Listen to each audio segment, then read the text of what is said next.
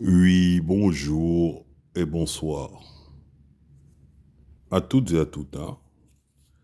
Eh bien, c'est Malindi, bien sûr, votre frère bien-aimé. Et je viens aujourd'hui faire une intervention, bien sûr. C'est par rapport à l'actualité. On peut pas, je refuse d'avancer alors que tout n'est pas clair, tout est confus. Bon, là, j'ai vu récemment qu'on a libéré des enculés qui ont tué une compatriote. Oligui, tu avais dit 0 morts. On en a à combien de morts?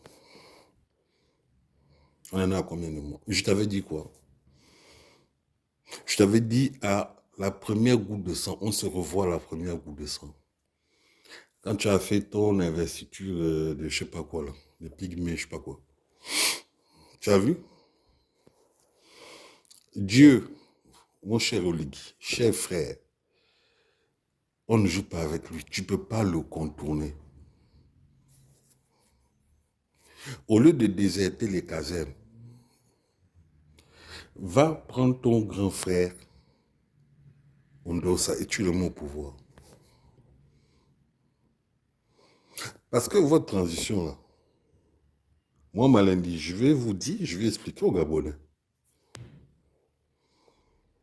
Bon, du coup, personne ne pouvait plus le supporter. Même vos maîtres, les Blancs, ne pouvaient plus le supporter avec son AVC. C'était une galère. C'était un boulet, là. Il commençait à fatiguer les gens. Avec ses conneries, je crois qu'il lui a conseillé de Commonwealth et compagnie. Bon, les Français ont trouvé une occasion, bon, de le dégager. Mais ce n'était plus possible avec les révolutions qu'on a eues, les coups d'État qu'on a eus en Afrique de l'Ouest, de présenter encore un bongo. Là, ça allait être la goutte d'eau de trop.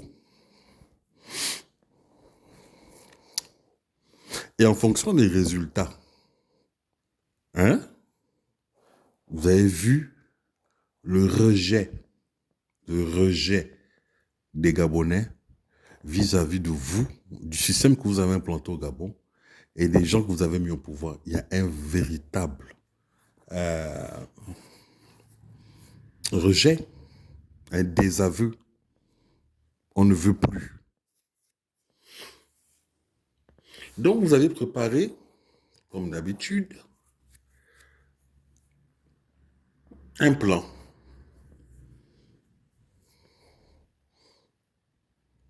Mettre quelqu'un d'autre à la place de Djoukou. Pour faire croire, vous avez vu, il y a eu des coups d'État partout, mais au Gabon, voilà, on a fait tomber une dictature nanani pour mettre les gens en transe dans une espèce d'euphorie, de manipulation de trucs, espèce d'hystérie. Parce que vous avez toujours considéré que nous, on a le QI de macaque. Vous le dites dans vos statistiques que l'Afrique centrale, on a le même QI que les aborigènes et que nous, on est vraiment, de l'espèce humaine, on est les plus bêtes. On a ceux qui ont le QI le plus bas. Mais quand vous interpellez les gens comme Oudjoukou, c'est normal que vous avez ces considérations. Quand vous mettez des gens comme Oligui, qui ne comprennent rien, mais c'est normal que vous ayez cette considération. Mais quand vous avez quelqu'un comme le professeur Ondosa, vous savez que ça change la donne, n'est-ce pas? Il y en a plein de Ondosa au Gabon. C'est ça que vous avez oublié. Oh, Monsieur Ondosa est comme... c'est une image, vous voyez, c'est une expression de ce que le Gabonais est réellement. Moi, je vous pose la question à vous et tous vos collaborateurs. Qu'est-ce qui vous dérange dans le fait qu'un Gabonais issu des classes populaires vienne prendre les rênes du pays? Qu'est-ce qui vous dérange? Si vous n'avez aucun intérêt, si les accords sont euh, sur une base égale, gagnant-gagnant, qu'est-ce qui vous dérange? Pourquoi vous avez vos bases militaires chez nous? Ah, c'est même pas une vraie base militaire, ça, ce sont des mercenaires qui sont au Gabon. Ça, ce sont des mercenaires, ça. C'est des commandos. Les mêmes qui étaient là pendant la colonisation. On a juste changé de nom, mais les missions sont les mêmes. Quand vous mettez des bases comme ça au Gabon, est-ce que le Gabon, vous considérez que c'est un pays qui est instable? Qui vous menace? Vous habitez sur la côte chez nous, la côte. Hein? À la plage, là, les plages, là. Voilà. La vie est belle. Il n'y a aucune menace alors. C'est quoi le problème? Ils font quoi là chez nous? Pourquoi ils étaient collés à la maison du président de la République? Juste la barrière qui vous séparait. Je tiens à vous rappeler avant que vous sortiez vos mensonges qu'on a des vidéos où Omar Bongo lui-même dit que ces gens-là sont là en cas de soulèvement. Parce que lui, il était pour le règne sans partage avec ses amis. Donc vous, qui l'avez mis au pouvoir. Il y a des vidéos qui sont là, lui-même il le dit. Ils sont là pour le protéger. Omar Bongo qui ne voulait pas le multipartisme dans les années 90. C'est vous qui l'avez contraint à faire semblant la comédie. Donc, il a pris tous ses amis chinois, tous ces trucs-là pour faire les opposants et tout ça. Mais ça ne... il n'y a pas d'opposition au Gabon. Puisque vous avez verrouillé le pouvoir. Vous avez verrouillé le pouvoir. Chers compatriotes, l'être humain, hein, ils utilisent les êtres humains comme on utilise les cobayes dans les laboratoires. On voit le comportement du cobaye, des cobayes. Si on te pique une aiguille, tu réagis et puis tu rigoles, mais on va voir que tu es un con. On va t'exploiter à vie, ad vitam aeternam. Toi, c'est... font pas la peine. Mais tu prends la même aiguille, tu la piques à un Sénégalais, ce ne sera pas la même réaction. C'est pour ça que vous voyez que chez eux là-bas, il y a un semblant de démocratie. Et ce sont des pays qui sont en train de se développer. À petit feu, peut-être pas au rythme qu'ils veulent encore. Parce qu'on est encore sous le joug, sous l'emprise des tentacules de la pieuvre. Mais il y a quelque chose. Quelqu'un ne peut pas venir s'éterniser que moi je vais rester là. C'est impossible. Mais c'est déjà un bon élan. Vous comprenez? Ils ont des bases. Ils ont une vision. Ils ont des convictions. Je ne cache pas que j'en suis un peu jaloux. Hein. Ils ne sont pas plus intelligents que nous. Ils ne sont pas plus forts. C'est juste que nous, on refuse de comprendre. On est extrêmement... On est des guignols. On est des peureux. Faut dire on est des peureux. On met des œillets, on se ment à nous-mêmes. Parce que pendant l'esclavage, il y avait des Noirs à qui, pendant que les autres étaient en train de couper, travailler sans salaire, de souffrir, il y a un Noir, le maître prend une banane, il balance. Les bananes qui poussent chez nous. Hein? Parce que notre terre est fertile. Et tu avais des Noirs qui couraient, qui mangeaient. Merci patron, merci Buona. Il mangeait devant ses frères. Et il pensait que lui, il était un Noir différent des autres. Voilà. Les autres, c'est des animaux sauvages, c'est des mauvais noirs. Et lui, à qui on donne la banane, qui pousse dans sa terre, que lui, il a planté, bien sûr, et bien lui, il est un noir, voilà. On appelle ça des bundis. C'est-à-dire qu'ils sont noirs d'apparence, mais dans leur fort intérieur, ils se croient pour des blancs.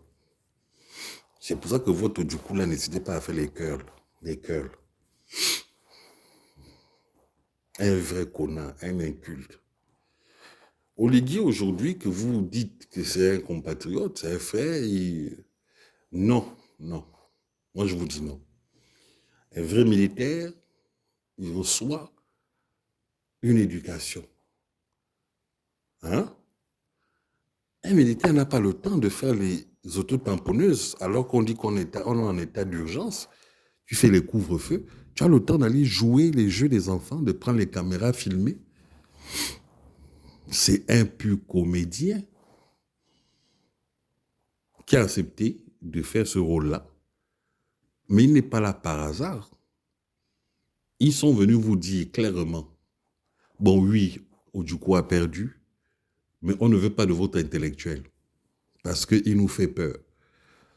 Si on met un intellectuel au Gabon, Gabonais, 100% de père et de mère, on met un intellectuel, c'est-à-dire quelqu'un qui réfléchit.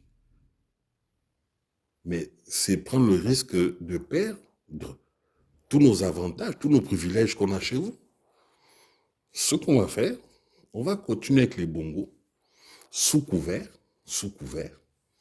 C'est comme, par exemple, tu as une boîte postale, il y a ton nom, mais on met le nom de quelqu'un d'autre. Mais en fait, c'est toi, c'est ton adresse.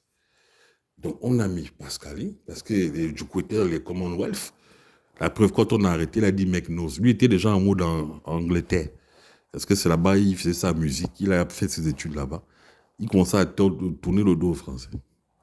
Et les gens comme les Pascalines, donc qui dit Pascaline dit Omar Bongo, qui a été bercé par ces gens-là, qui a des affaires en cours, des affaires de justice en cours là-bas. C'est-à-dire, elle a la corde au cou, et elle la tienne à tous les niveaux. Elle est impliquée à 100% des affaires de malversation, France-Afrique. On lui dit, c'est toi qui prends le pouvoir, comme ça. Nous, on continue tranquillement nos accords qu'on a traités avec ton père à l'époque. Vous donnez 95%. Comme vous avez des grandes gueules maintenant, vous donnez 95%, on vous donne 5%. C'est bon? Elle a accepté. Elle est allée en janvier en France, pour ses affaires, ils sont allés la relaxer. Elle est ressortie avec le sourire. Et voilà. Mais les militaires gabonais, on les a mis au devant de la scène pourquoi? Ils vous ont dit, hein, attention les gars, vous savez très bien comment ça se passe avec nous. Là, on dit, bon, il n'y a pas de goutte de sang, hein, on vous laisse. Mais attention, celui qui bouge, on le bousille. C'est ça le message d'Oligui. Rappelez-vous, au début, vous faisiez sentir les hymnes nationaux, les gardes à vous. Pourquoi il ne fait plus? C'était pour bien s'installer. C'était de la menace. Voilà. Comme on va préparer un viol collectif, voilà. On va d'abord jouer avec votre mind, votre esprit, votre conscience. D'accord? Et après, on va faire des bails. Maintenant, vous allez accepter. On a fini de vous violer. Maintenant, on t'a violé, tu acceptes. Voilà pourquoi les Gabonais aujourd'hui sont devenus des mendiants. Maboule, mendiant. Ça, c'est pour briser le rêve. Comment on va faire pour un jour prendre le pouvoir? Dieu merci, vous avez des gens comme moi, Malendi. Un homme de Dieu. Moi, c'est Dieu, Jésus-Christ. Le chemin de la vérité et de la vie éternelle. C'est mon couloir. Quand ils font leur truc dans le noir, je vais mettre ma torche. Je dirais, même pas la torche, je vous éclaire avec un phare. C'est beau? Voilà, c'est tout. Bon, je vous dis, chers compatriotes, ceux qui ont jubilé, moi, depuis le premier jour, on m'a dit, je me lève le matin, il y a eu un coup d'état, vous êtes malade, vous êtes des drogués. Moi, j'ai voté Ondossa et vous voulez me dire truc. Ondossa, je ne le connais pas. Hein. Il y a eu 19 gars, il était venu, il était éloquent. Je dis, bon, lui, c'est bon. Les autres ne valaient rien. Ndossi, mal regarde. Ça s'explique. Ondossa a fait plus de 500 millions de vues. L'autre, votre premier ministre là, Ndossi, mais il a peut-être fait 100 000. Ça veut tout dire. Ça veut tout dire. Moi, je dis au Ligui. Vous prenez Pascaline Bongo, vous prenez Oligui, vous prenez Manfumbi, les trois là. Vous prenez Ndonsima, vous les associez, vous mettez Ondofa en face, débat. Il n'y a pas match. Mais moi, c'est ce que je veux voir. Et en fonction de ça, on va encore choisir. Les prochaines élections là sont déjà, ils savent. Ils sont en train d'éliminer des gens, des menaces, les opposants qui sont susceptibles de leur barrer la route. Ils sont en train d'acheter tous les opposants. C'est pour ça qu'il a dit, si tu es dans la transition, là, tu ne peux plus te présenter aux élections. Ils sont partis parce que c'est les affamés. Ce sont des orgueilleux, ce sont des gens, ils ont trop d'ego. Ils veulent toujours être au devant de la scène, les petits privilèges, faire les chiens. Voilà. Mais un homme intègre, un vrai... Moi, par exemple, le dialogue, qu'est-ce que je vais foutre là-bas? La vie, là, ce sont les convictions. Et quand tu n'as pas de conviction, tu te fais toujours bouffer par l'autre. Un point, un trait. Bon, ça, c'est ce que j'avais à dire dans cette petite intervention. Regardez, on libère des gens qui, à moins de 24 heures, qui viennent tuer les compatriotes. Ces gens étaient peut-être en mandat de dépôt. On attend de leur jugement. Non, non, non. On les libère pour qu'ils viennent nous tuer. Et tu as des Gabonais qui viennent défendre ça. Voilà le Gabon. C'était Malendi.